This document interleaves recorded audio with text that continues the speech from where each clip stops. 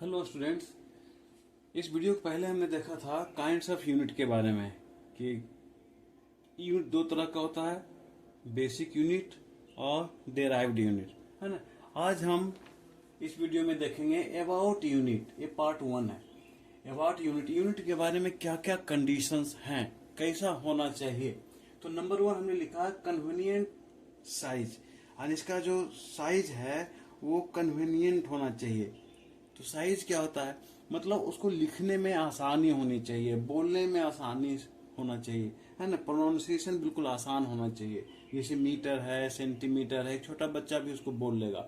लेकिन कुछ ऐसे यूनिट्स हैं जिसे बोलने में थोड़ा सा प्रोनाउंसिएशन पे ध्यान देना पड़ता है, जैसे एंगस्ट्रम, है ना। तो ये थोड़ा सेंटीमीटर के कंपेयर में आसान नहीं है, ठीक है। तो यूनिट की जब चॉइस की जाती है, जब यूनिट के लिए कुछ वर्ड का सिलेक्शन की जाती है साइंटिस्ट लोगों के द्वारा, है ना, तो वहां इन सारी चीजों पर ध्यान दिया जाता है कि यूनिट कैसा होना चाहिए। तो पहला चीज है कि साइज जो होना चाहिए वो कन्वीनियंट होना चाहिए, मतलब आसानी से हम उसे याद कर सके, आसानी से हम उसे किसी को बता सके, आसानी से वो उसे समझ सके।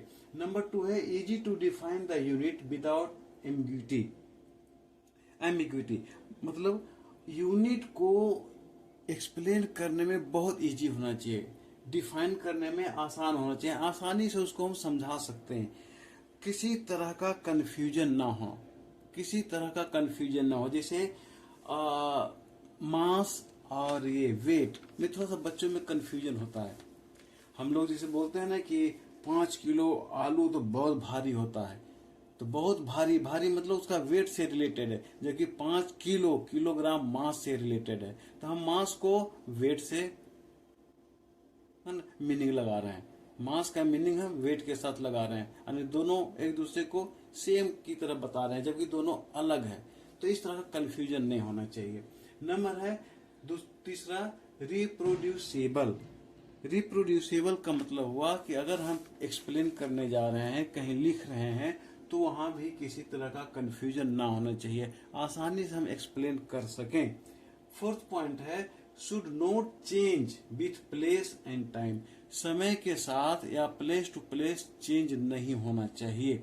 जैसे हमारे पास है जी का वैल्यू, है ना, 9.8 होता है, लेकिन ये प्लेस टू प्लेस वेरी करता है, मून पे वेरी कर जाता है, अर्थ पे वेरी करता है, दोनों का सेम नहीं होता, है ना। और ज्यादा लॉन्ग डिस्टेंस अगर हम ले लेते हैं अर्थ पे ही, तो वहां भी स्लाइटली डिफर करता है। तो ऐसा ध्यान रखा जाता है साइंटिस्ट लोगों के द्वारा यूनिट बनाते समय या यूनिट का चॉइस करते समय कि सारे चीजों का सॉल्यूशन हो जाए, है ना। ये 4 पॉइंट में से किसी का प्रॉब्लम किसी के साथ ना हो। फिर मिलते हैं हम दूसरे वीडियो में, जिसमें अबाउट यूनिट के बारे में सेकेंड पार्ट की चर्चा करेंगे। तब तक आप अपना ख्याल रखें।